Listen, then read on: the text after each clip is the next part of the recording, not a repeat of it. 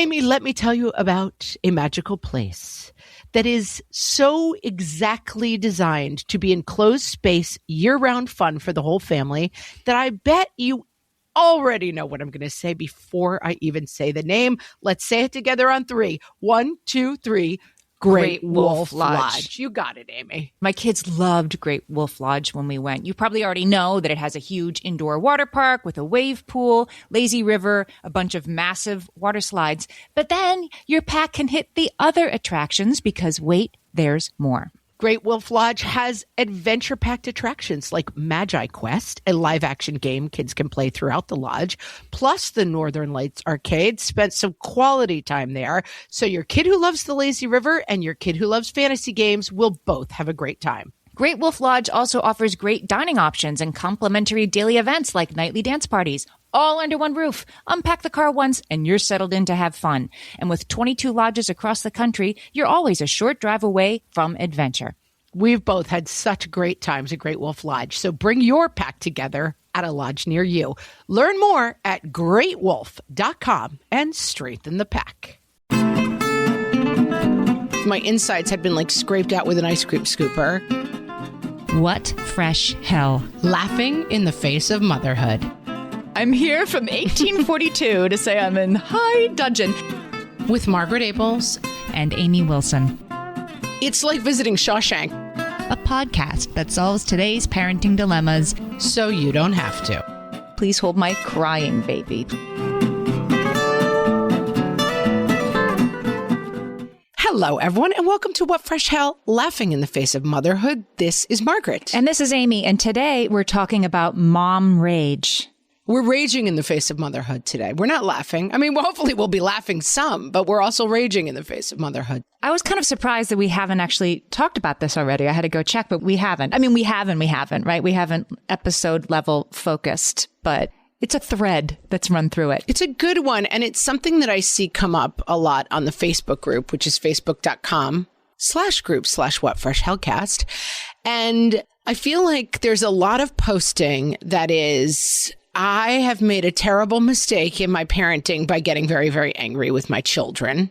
And that people feel a ton of shame and guilt around that. Yes. And I think we need to talk about it. And I'm glad we're talking about it today. I have had some pretty low moments with mom rage myself. Right. We can relate. I actually have a post from our Facebook group. I'm not going to say the person's name, but I'm going to read this post because it made me think that this was a really good topic.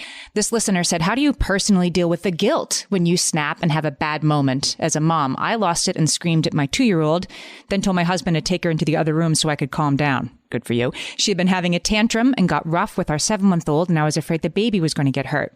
She sets the stage. I'm a stay-at-home mom. It had been another action-packed day of constantly protecting the baby from her rowdy, clumsy, bigger sibling. Another day of not being able to get anything done. I love my 2-year-old, but she's so high energy. She's even higher intensity than usual.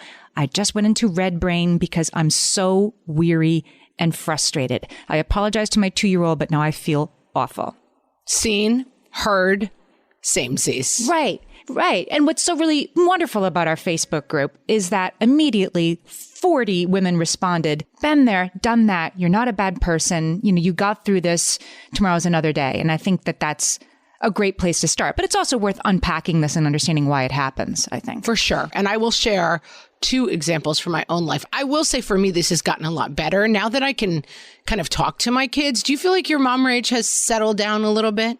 Oh, for sure. And there's reasons for that. I got reasons. Oh, yes. Good. This gets easier as the kids get older for a reason that I can explain when we get to it. Yeah. So I had 3 kids in 4 years, 18 months apart. And I was 41 by the time my last one was born. I was tired and old and had 3 small children, and it was not great. And just getting started. And I don't consider myself a super rageful person. I don't consider myself a person who has a problem with their temper. That's what I would say. Right. Maybe that's not entirely true, because now that I say that out loud, I'm like, I've had some fights in public with strangers. Maybe it's like red brain, right? It's not often, but when it happens, it's very out of control. And it was something I never anticipated about parenting. I thought it would be oh, it's frustrating, it's tiring. But that thing of I had somebody in my house once when I had the 3 little kids, I was snuggling with one of the babies, and they said to me oh, can you imagine ever like hurting a child? Like the idea of like, oh my God, some people hurt their children. And I was like, yes, I can. I can imagine it. Like I have been at that point several times since having children. And I have had, I would say 2 incidents. One, which was I had probably a 2-year-old, and they were misbehaving in front of someone who I was really embarrassed they were misbehaving. And I tugged them by the wrist, like, get over here. And I dislocated their elbow, which is called nursemaid's elbow, because the idea is like people pulling on kids. You can do it by like that thing where you swing them by the hands off the ground, but I did it by tugging my child. And I had to go to the ER. And then later, I believe I've mentioned on the podcast, figured out how to fix it by a YouTube video. So because my first ER bill was like $600.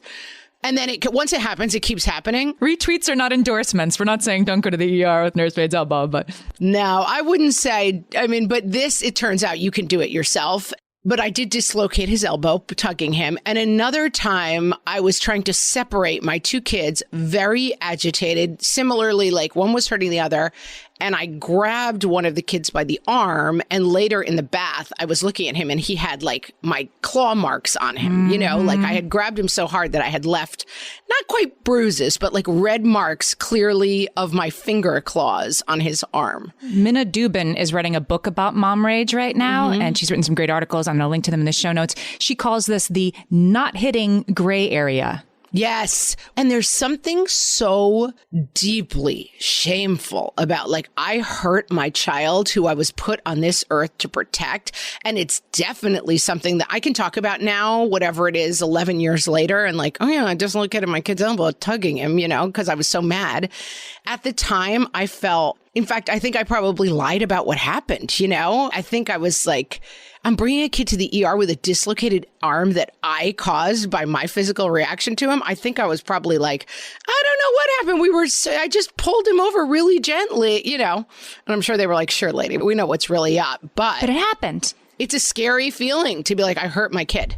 Anne Lamott, she usually writes about, she's a novelist. She writes about writing. She wrote one essay about mom rage that was, constantly quoted all over the place. But she says that mom rage is a closely guarded secret, as if the myth of maternal bliss is so sacrosanct that we can't even admit those feelings to ourselves. And it makes, yes, I've been there, right? When you dislocate your kid's arm, or I can think of a time that I made my kids just scream in fear. And I didn't even realize what they were seeing until I saw their reaction. Then I was undone by it. Yeah. But yes, even admitting to yourself that you got that angry is terrifying. And then there's so much shame because you think, yes, you were the only person who has ever done anything so horrible. Right. Everyone else is living on Instagram with the sun setting in the background as they put daisies in their child's hair. Right. Right. That the shame is on top of this, but it's pretty universal. And I think it's good to acknowledge that sometimes this is screaming, because I think of it as like, oh, I lost control when I hit my kid or I was physical with a child. But yes, there have also been times where I have just gone to that place of like, yeah, like screaming in an out of control. It's an out of control moment. I think that's the key to it, right? And so that can be screaming or it can be physical. Listen, we have established on this podcast, right? We're anti-spanking and we're anti really hitting your child in any context. Yes. And we're anti like rage screaming at your kids. Anti-scarring our kids. That's right. Right. But also we're having a very frank conversation today about the times that like we have failed to meet that mark ourselves. So I'm not saying like everybody hits their kids sometimes and that's okay. Like we're going to try to be like, we don't want to hit our kids, so what's the solution? Right, right. But I think the first step is admitting that it is something that we have a problem. Maybe not all the time, but I don't know that there is a mother who's never felt this. Can I give you the 2 definitions of mom rage that I have found that with women who talk about this openly that I thought were useful? So there's a woman named Shreya Bakshi. She has an Instagram account called Raising Sean, and it offers PPD support.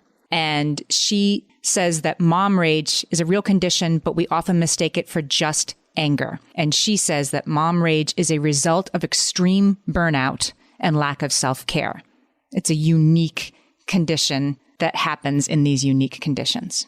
I also want to underline there that the phrase self-care, and we have talked about this, it's not like you didn't get enough massages and therefore this is your fault, And so I hear what she's saying.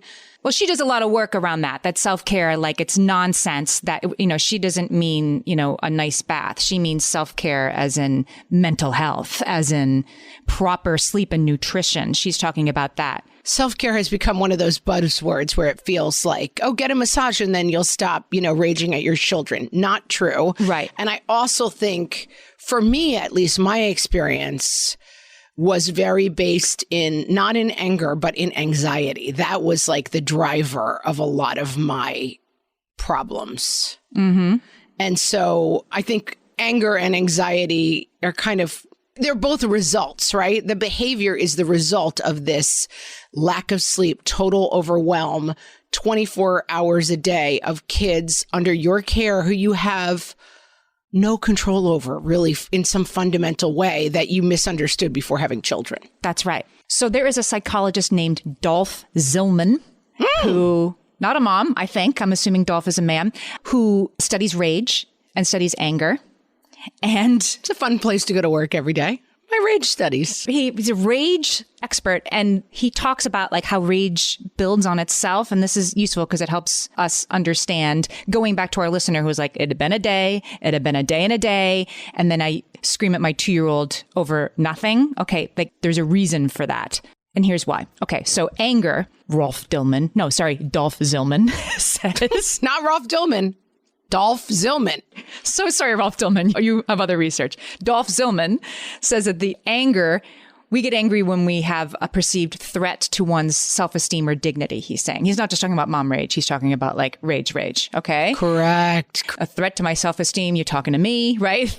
I was on the phone with Amy yesterday and she had a you talking to me moment, and you were walking through traffic and you got into it with exactly. Someone almost hit her with your car, and somebody was trying to make a point by slowly rolling his car into me while I crossed with the light at an intersection. Let me tell you, mild-mannered Amy, I heard the New Yorker come right out. She was giving this guy the what for on the phone. And you know what really helped me in that moment? It's really just like to unpack this for a second. The woman next to me, who I didn't know, a stranger in the crosswalk, was like, he almost hit you. Like her outrage. Right. She had your back. Yes. She had my back. So then I knew like I am righteous and I am going to yell through this guy's driver window. No problem. Yeah, I went there. But then you have that. Okay. So you have this rage. You have this trigger, right? That releases hormones. Yes. And also I think key to that, because I'm hearing what you're saying, you're in total isolation, right? Right. Oh, and a mom rage. Yes. At home as a mom, you never have that person being like, that kid really is being a jerk. You're just alone in the bubble with them. You're so right. Right. That moment of like, he was a jerk and I saw it completely. Right. Never happens. Never happens. Right. And it diffused it in a very, she wasn't trying to diffuse it. She was giving me a like, you go, but it helped me. Right. But you have a moment that's a trigger that doesn't have any kind of release, right? And you releases these hormones. I'm going back to Dolph Zillman. Yes, Dolph. Sorry. Get back to you, Dolph. Dr. Zillman. And then you're turned up for what? He says you have an excited state of readiness that can last for hours after a threat is detected. This is probably a biological imperative. Sure. You have a threat and your threat awareness goes like to 80. And that's why a little thing and a little thing and a little thing, which he calls a sequence of provocations, that's why you go ham when your kid, drops his juice that night. Right. Because there's a rage, it's cumulative. And so 100 little things can turn into, then it explodes and you do have a completely disproportionate reaction to something. And you want to strangle yourself. You're so upset, but it's human and it's biological. That's right. And the story, oh my God, it's when you said spilling the juice, probably an episode of Family. I mean, I'm coming in with a lot of oldie Lux alerts, so brace yourself.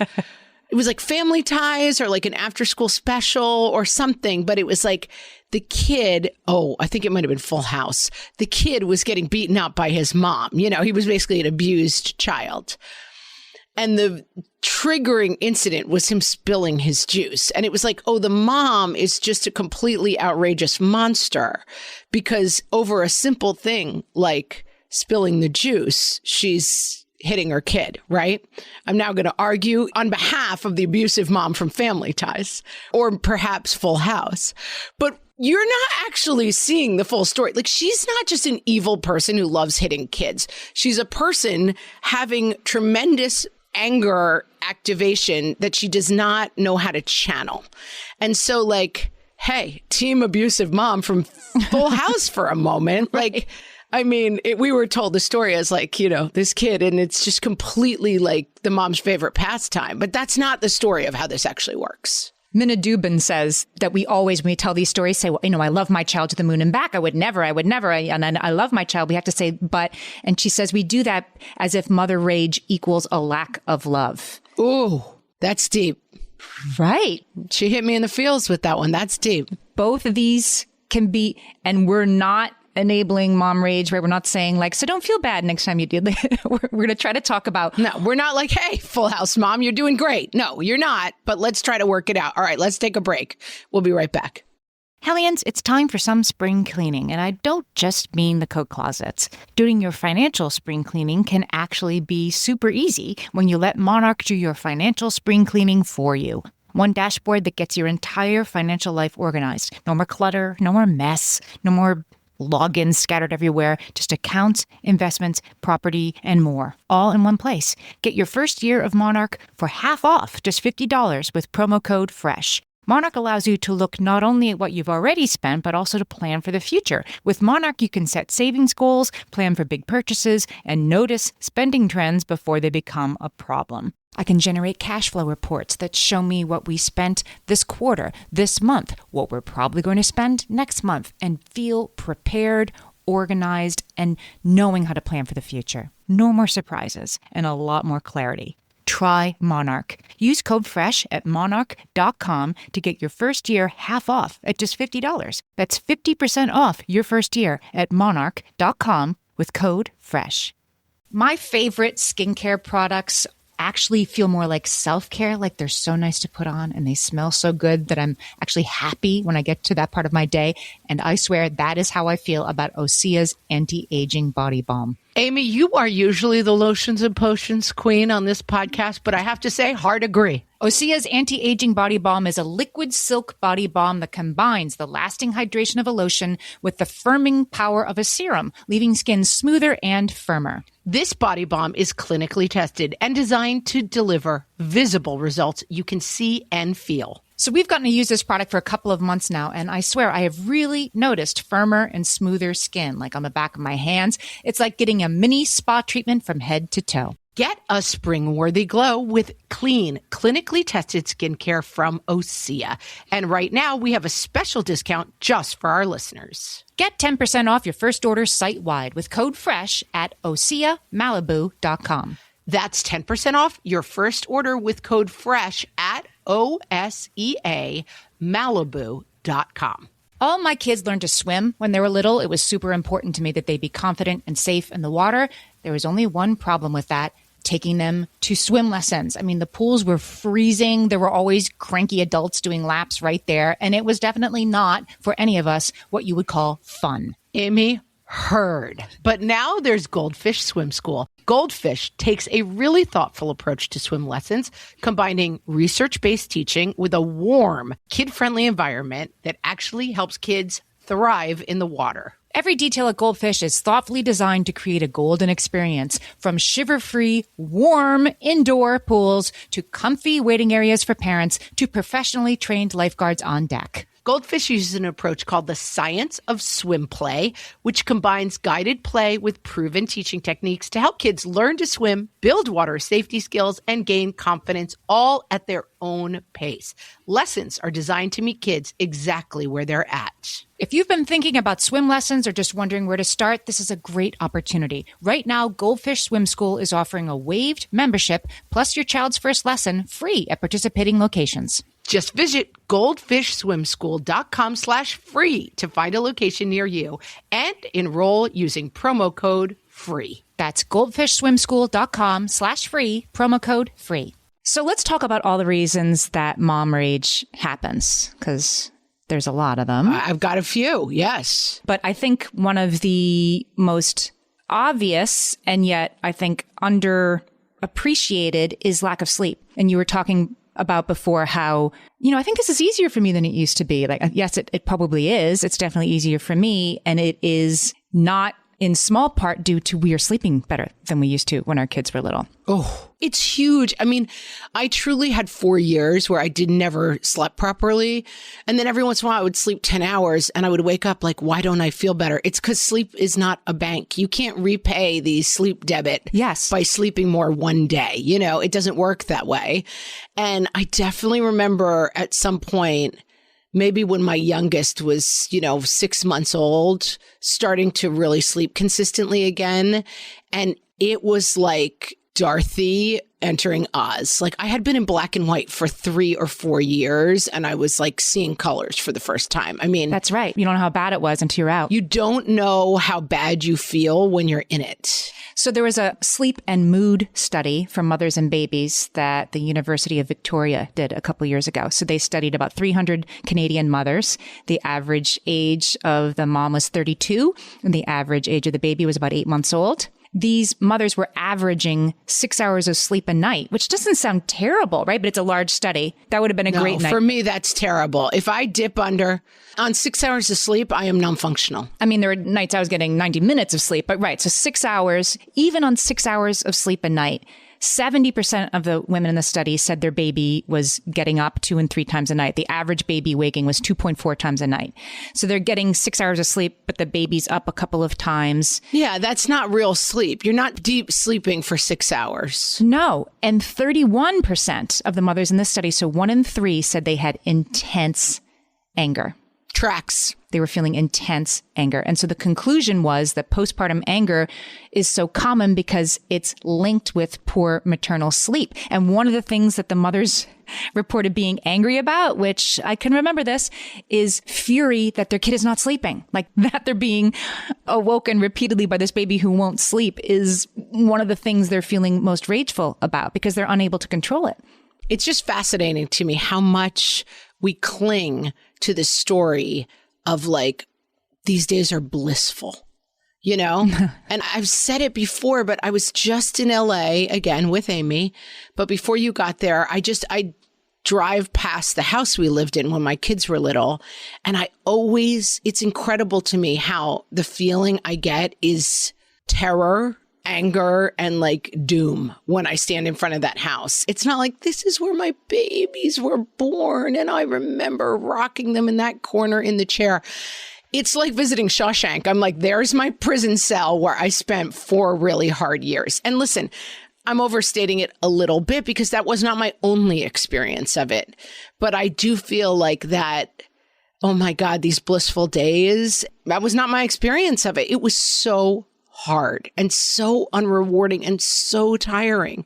And physically, I was breastfeeding and I was getting headbutted by the 2-year-old when I put on his, it's such a hard job. And it was not a good time in my life. And then being postpartum, there's the social isolation that comes from that. In the best of times. I mean, you and I went through this stage in a non-pandemic reality, right? Where it was just the actual isolation.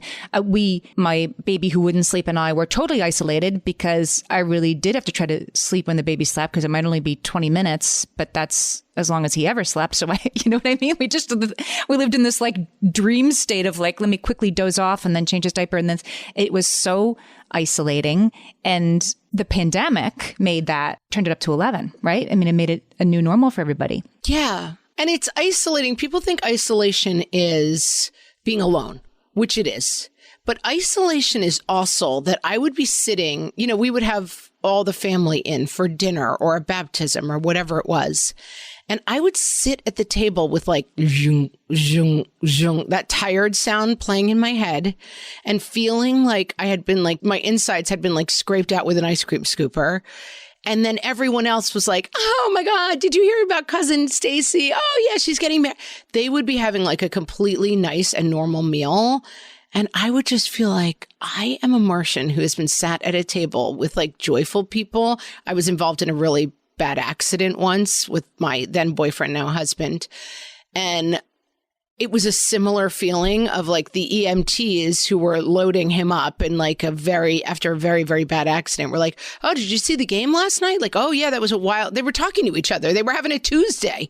And I was sitting on the side of the road like, how is anyone thinking about a baseball game right now? Yeah, at a moment like this. That's right. When my guy is like bleeding, possibly to death, like on the road. And that is a parallel to how I would feel at those dinners sometimes. Like, who cares about cousin Stacy?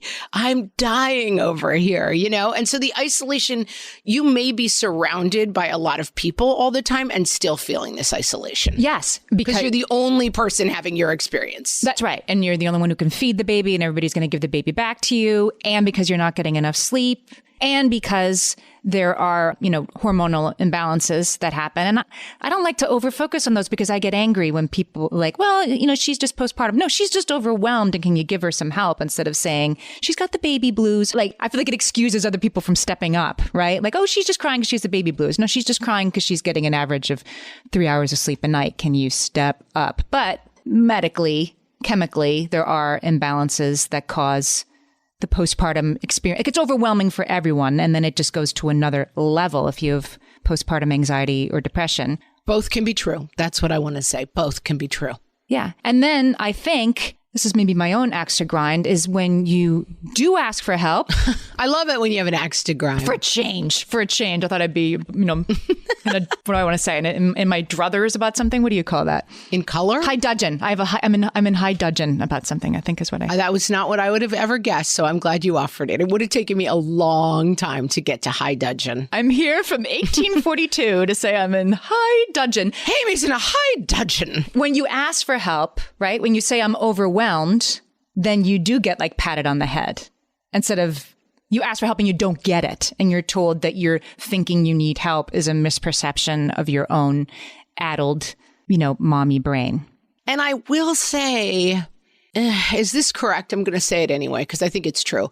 It can be hard to actually get help. Like, it's a little bit, Amy and I run a business now, and sometimes I have the feeling of like, I guess I'll just do it myself, because in the time it would take me to explain to someone else, or blah, blah, I think early motherhood has a lot of that, and it's true. Like, they can't breastfeed for you. The baby does want you. Like, I think it can be difficult. I think similarly to the isolation of no one understands your experience, it's like the kind of help you would need is like someone helicoptering you to a tropical island. I don't know. It feels so distant sometimes. Like, cloning you. What would really help? Like, someone holding the baby for half an hour is not helpful. Well, it could be, but in my case, it was always, well, he's crying. He must want his mother. Like, no, he cries all the time. I mean, I can hold him and he'll still cry. Like, as soon as there's a moment of discomfort, like, oh, take him back, right? And I think what we really need is the help of, please don't hold my sleeping baby. Please hold my crying baby. Please walk my screaming baby around the neighborhood. Yeah, I guess that's true. And I shouldn't put out there like there's nothing you can do to help. But I definitely remember having people visiting after the baby who were like, oh, I'm just here helping out with the baby. And I was like, excuse me, you're doing what now? Like, Right. There might be some onesies to fold at some point. But I think people were trying to help. Like, they were probably like laundering and folding things. But I was so deep underwater that it was like, you've basically like thrown a like baby armband floaty into the water. And I am like drowning under 50-foot waves. Like, I get that you think you're helping, but it's not going that great. It's frustrating. So it's a frustrating experience. And then the rage can be sometimes, I think, like, we're not being heard. Like, I'm trying to tell you this is not going well. And so then we get rageful because we have righteous anger, but also because like we need to be heard. And so sometimes you do have to turn it up because you're not being heard. Yeah. And so I think, that makes it sound like rage is a conscious choice, which I think when it's, when you're screaming at your kid, it's not. But when you're screaming at your partner who's not getting it, maybe it is. I just think we're saying you have a lot to be angry at when you've got a bunch of small kids or one small kid in the house. Yes. And it tracks that you're angry. There's one other factor that I wanted to touch on about when mom rage can occur, because as actually somebody in our Facebook group that mentioned it, and then in the research it kept coming out, is having an audience. Like, you would think that people who exhibit mom rage ever would be much less likely to do that when somebody else is around, but it actually can be a trigger. That's when I pulled my kid's arm out of the socket. Yeah. And then you're like, I spanked my child once because he had bitten another kid and the mother's standing right there. And in my mortification that she think that I took it seriously enough, like I spanked my kid. Yeah. Performing. So yeah, you're performing. And so Leslie, who's a listener in our Facebook group, she was in support of this listener who was talking about her own mom rage. And she said, FaceTiming is actually a trigger for all of us in our house. It can get my kids overly excited and stimulated. And then I find that I'm on edge because of the audience and their behavior. She says, my answer isn't that we avoid FaceTime, but I've learned to keep it short and be aware of how it's making me feel. And then as soon as my kids are getting dysregulated, we make a quick exit. Yeah, it's smart.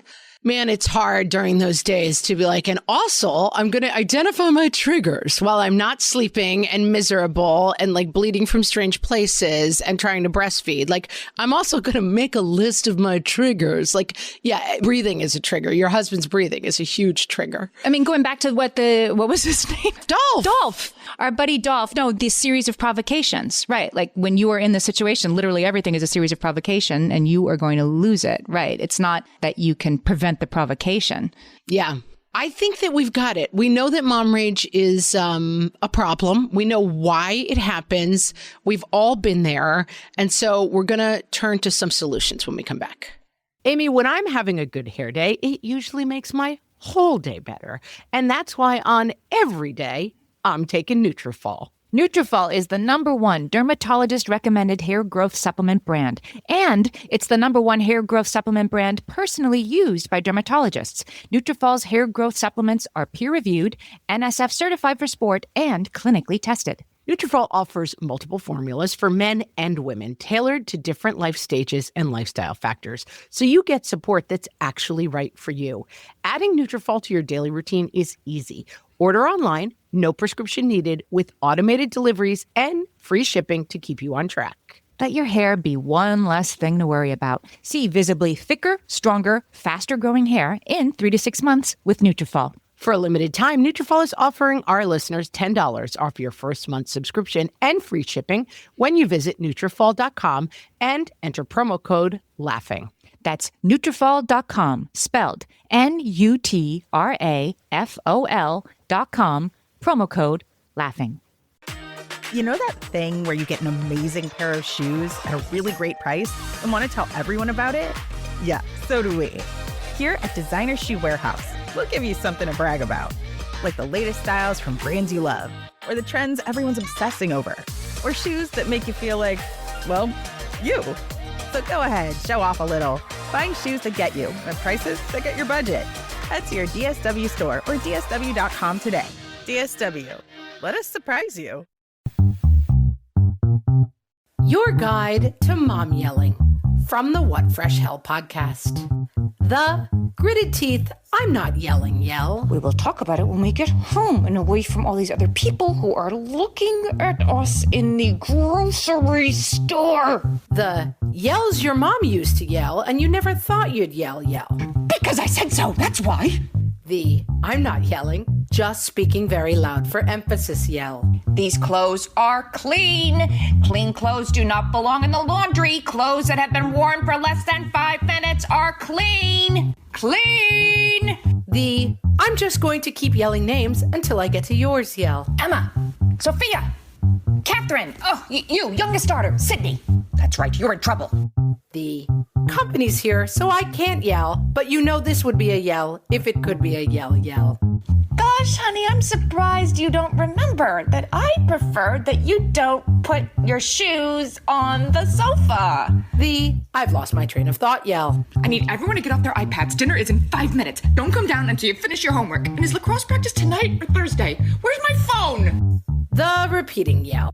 Get your shoes, we're late, get your shoes, you need shoes, we're very late, shoes, come on, we're late, get your shoes, get your shoes. The I'm not going to curse in front of my children yell. Budgie the Whale, Godzilla, dam-breaking, Shazam it all. The things I never thought I'd yell. Mom's underwear is not a hat. Don't taunt that lizard. You have to wear shoes outside when it's snowing. Yes, every time. Your penis should never be out during church.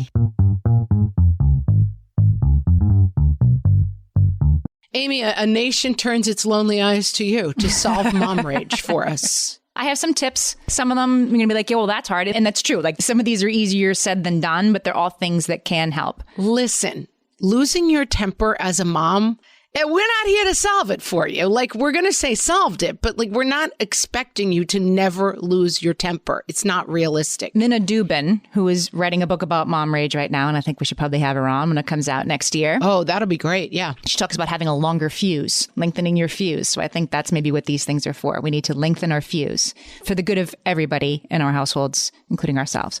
So she says for her that when she manages to make time to exercise, make art, and eat healthy food. Those are the three things that work for her. And that make art thing, like, it's not for everybody, right? Like, not everybody has to enjoy cooking or enjoy painting or enjoy long runs in the park or enjoy writing a novel. But if one of those things feeds you, I am a happier person when I have done something creative than when I haven't. It lengthens my fuse. I'm having a little trouble with this advice. It feels like a job. It feels hard. It's not a job to go for a run if you like to go for a run. It's kind of like what Casey Davis was saying a couple weeks ago, like have a kitchen that looks nice at the end of the night. If that feeds you, it makes you feel good. If it fills you with stress, then who says you need to have a neat kitchen? I think you decide what fills you and then you prioritize what fills you. But that requires time, maybe money, privilege, right? That's a supportive partner. It requires a lot of things that you may or may not have. I heard advice that was much more fitting to me when I was in this phase, which was, especially with a new baby, like, never worry about spending time in bed. Like, spend time in bed whenever you want to. And like, I developed a thing where, you know, I would get in bed with, like, the 2-year-old would go in front of the movie. I would lay down with a baby who I was breastfeeding. We called it snack and snooze. So the baby would just like breastfeed and then fall asleep, and we would both kind of sleep. Older baby, don't do this with a newborn, obviously, for safe sleep stuff. But I liked the idea of, like, it's okay to rest whenever you want to. You know, I would not, with having, like, being really tired and having postpartum anxiety, I would have strangled anyone who told me to go for a run, to exercise and eat healthy. I was just like... This isn't newborn postpartum advice. This is mom advice. And you're right. When you're in the postpartum stage, we've just learned nobody's getting enough sleep, and that leads to anger. So yeah, sleep more, mom. That's the medicine for mom rage when your baby is 6 weeks old. Yeah. And I had it for 3 years, you know, like, whenever anyone was like, what can I do for you? I'd be like, I need to sleep. And I don't care. Take the baby to the ER before waking me up. Like, do not wake me up if the baby's, you know, crying. Just let me sleep. And I think knowing your ask can be really helpful when people come to you and say, what can I do to help? And it might be like, bring me dinner. That's a casserole that everyone will eat. And like, it might be bring me a rotisserie chicken. Or bring me a salad from Sweet Greens that nobody else in my family would eat because I don't want to have lasagna. Everybody brought lasagna and I can't eat one more lasagna. Like, I think you can show up for yourself, right? Bring me some turmeric tea. Yeah. Knowing what the answer is to how can I help is good, because your first answer is going to be like, there's nothing you can do. I'm exhausted. No one else can help with the baby. Have an answer to how can I help? You know, to go for the other side of what Minna Dubin was saying, make art, do this. And you're like, well, who has time to do that? She did say, and there's a codicil to what she was saying that I think underlines what you were saying, which is she's saying the things that lengthen my fuse are eating healthy food and making time to be creative. And she's like, I don't say eating right, exercising, and showering, because those are basic health requirements. Those aren't self-care. Like, those shouldn't make the list of make a little time for yourself by showering. We shouldn't have to include that as special self-care time. Right. You want to go a step beyond. And I will say that as things lengthen, I got up this morning. We have a busy day of stuff we're doing for the podcast, but I got up this morning. I dropped my kid to school. I went to the gym for an hour before I started, and I know my day is going to feel a lot better. I could not have done that when my kids were little. I just couldn't have done it. And so also realize, like, you may be in a season where what feels good to you is like laying on the couch and eating Haagen-Dazs vanilla ice cream, speaking from experience, and watching episodes of Real Housewives while you play Candy Crush. Like, it doesn't have to be healthy choices. That's what I'm saying. Yeah. I'm team, like, anything that soothes you, go for when you're in the trenches. Dolph Zillman, going back to him. Oh, Dolph. back again. He suggests, this is maybe obvious, but it's useful. So you have your sequence of provocations, right? The reason I'm going to, give my kid nursemaid's elbow at 8 p.m. is because my boss yelled at me at noon, right? These things are related. He suggests that you, at any point, if you can internally observe any step along the way of your anger response, you can interrupt it. Agree. I think that is a good point. Ooh, I'm clenching my fists after that guy, tried to run into me in the crosswalk because he didn't like where I was standing. That you can recognize that, and that woman interrupting me to say like, he almost hit you, and me being like, yeah, that interrupted my response in a productive, positive way. And I didn't scream at my kids 6 hours later because that guy made me mad because it was interrupted. And I think that this is key and something that I wish I'd understood a little bit more when I was in it. Like we always say, garbage starts when it comes in the door. It's garbage when it crosses your threshold. So later you're like, I can't throw it away. It's like, bring less in the door because then you're not going to be overwhelmed with stuff and have stuff to throw away. You raging at your kid starts at 8 a.m. when your husband forgets to take the trash out. And so it is, I think sometimes our story becomes like, I've got to do it all. I'm super mom, like all the moms I know and all the moms on Facebook. And so I'm just going to absorb stuff all day. And you have to change the story to like, I have to stop absorbing things because cumulatively that leads to mom rage, which I want to stop. Yeah. So you got to back these steps way, way, way up. And you've got to say, because I think sometimes it's like, well, I've got to give up my sleep because that's what's good for my kids. If you can tell yourself the story of like, when I don't sleep well, I'm much more likely to rage at my kids physically or verbally, then getting more sleep becomes much more of an important priority. It has to happen.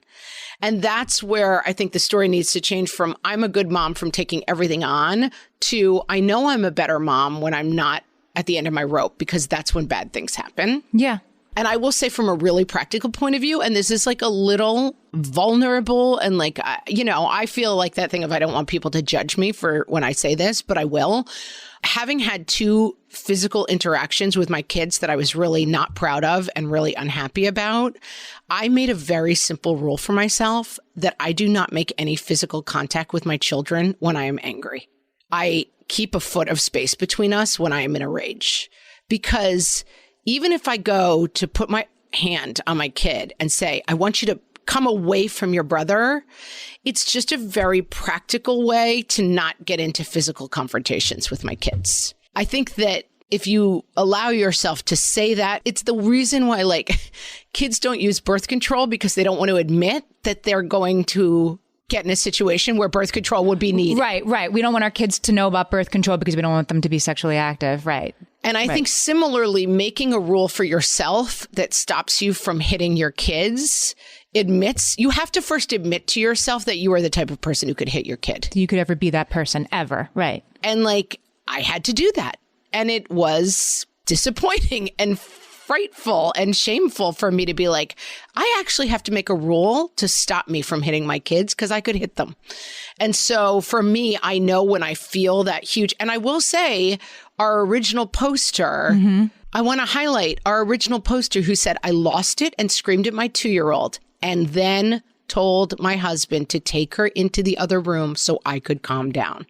Like, great job to this listener because you get a gold star. You're admitting, we jokingly were saying before, like admitting you have a problem is the first step. But like, if you cannot admit to yourself, I am capable of losing control with my kids. I am capable of physically striking one of my kids, and I am capable of yelling at one of my kids in a way that is damaging to both of us. You can't fix this problem. And so you have to have a strategy. Whenever I start to feel red brain, when it happens to you at that moment, no matter what is going on, as long as the kids are basically and fundamentally safe, I'm going to walk away. We also set another rule that like no one is allowed to have a tantrum on the first floor of their house. Tantrums, send them upstairs. Because as a kid sat there tantruming, I would feel myself getting more and more and more rageful. And the fact of the matter is, like, if they're upstairs screaming, my blood doesn't start to boil in the same way. I don't start to be like, shut up, or whatever I'm about to scream that's completely inappropriate. We just had a question of the week about that, about a kid who was tantruming and she was 5. And if she did go to her room, she was screaming for half an hour and throwing things. And then the whole house is like this for the whole night. Talk about a series of provocations. And so it depends on your kid. It depends on their age. Like, it has been helpful for me too to say, like, go to your room and do whatever you want. But a 5-year-old might not be capable of that. Your 8-year-old might not be capable of that. And your 4-year-old might be, right? It depends on the kid. But yeah. The kid has to be safe. That's the number one rule. Right. And then you've got to look out for yourself in those situations. That's what I would say. Like, obviously, you're not going to lock a 2-year-old in their room to have a tantrum. They could hurt themselves. Things could go wrong. Right. Make another plan. Have a place that's like, this is the soft corner. This is where you go when you're having a tantrum. But like, make a plan for when things start going off the rails. And I will also say, especially with kids who are non-neurotypical, that kids bite you, kids hit you, kids headbutt you. Once it starts to become physical between you and your child, it's time to find another solution. It's time to either shut it down and walk away from them, whatever has to happen, because I think this is, again, something we don't talk about. Like, when you're trying to control a child who's biting you, like, your self-defense instincts kick in. It is completely reasonable to hit that child. Right. And so that's why I'm talking about the full house mom. It's not a question of like bad moms hit their kids because they're mean witch ladies. People hit their kids because the situation has gotten out of control. And so if we can back that up and start to say, like, my plan for when my kid bites me is to place him in the soft corner and just blank-facedly keep placing him there until that behavior stops. It gives me control. But if we both lose control, that's when things get real ugly. It starts with admitting that you sometimes lose control, understanding what that looks like, learning from it, right? And then recognizing it sooner. I guess I thought the idea of like, so recognize when you're being triggered sooner so that you can not do it, bad person, but it's actually remarkably effective. Like, oh, here I go. Here's that thing. I'm feeling my heart rate increase right now. I'm feeling this. It gives you something else to attend to for a moment. And as soon as you're watching yourself have that reaction instead of having that reaction, as soon as you give that like one more level to it, it helps you diffuse yourself. It really does. And one other thing I want to point out about our original poster, who for all she was like hard on herself in this post, has turned out to kind of be our model for how to do this right. She kind of yelled at her 2-year-old. Yeah. Yeah, she yelled at her 2-year-old. And then she said, I apologize to my 2-year-old for my reaction, but now I feel awful. Then she says, has anyone experienced something similar? Yes, everyone, as it turns out. But yes. I also think that this is another important part, is then revisiting it later and saying, as I often have to my kids, wow, I kind of lost control there. I was really screaming and I feel like I might have even scared you. And I really apologize. I lost control of my temper and I'm really going to try to work to get that under control so that doesn't happen again. And even if you say it 5 times, like, your kids hear, I'm human. That was not what I want to do and be, but I did. We have an episode from 2018 called Sometimes We Lose It, and it was with 2 authors named Heather Turgeon and Julie Wright. So I'm going to put a link in the show notes because that episode was all about repair, that you need to make that step part of it. I'm going to give you a quote from Haley in our Facebook group. She says, we are human. The best we can do is apologize when a situation gets the best of us, and then make sure our kids know it's okay to make mistakes, and because then you make them right. Yep, agree. And like, I don't know. I just hope everyone really feels that feeling of seen and like, okay, the worst thing you've done, lots of good moms have done too, and worse. And the fact that you're listening to a parenting podcast and trying to learn something is a sign that you're a great mom. And so forgive yourself for any bad moments and like learn from them. That's it, Amy. You have solved it. Learn from them. Did you know that we have a bookshop with every guest who's ever had a book on our podcast? It's like 70 books at this point, plus books that you or I just love, Margaret, and that list gets longer all the time. And you go to bookshop.org/shop/whatfreshhellcast, but I'll also put a link in the show notes so you can just check out like all the books, including books about mom rage and how to address it. Carla Naumburg. I have to say, I didn't even know about the bookshop. I mean, I kind of knew it was out there. And I went the other day and I was like, oh, these are some some of my favorite books. And it was a list called Margaret Loves These Books. And I was like, oh, I do love these. That's why I'm enjoying all these books. So it was the Tooth Fairy made that for you. It was really funny. It was like unseen labor. Someone's doing some invisible work on my behalf. Go check out the bookshop. It's just fun to peruse. And with that, we will talk to you next week. So long. Thanks for listening.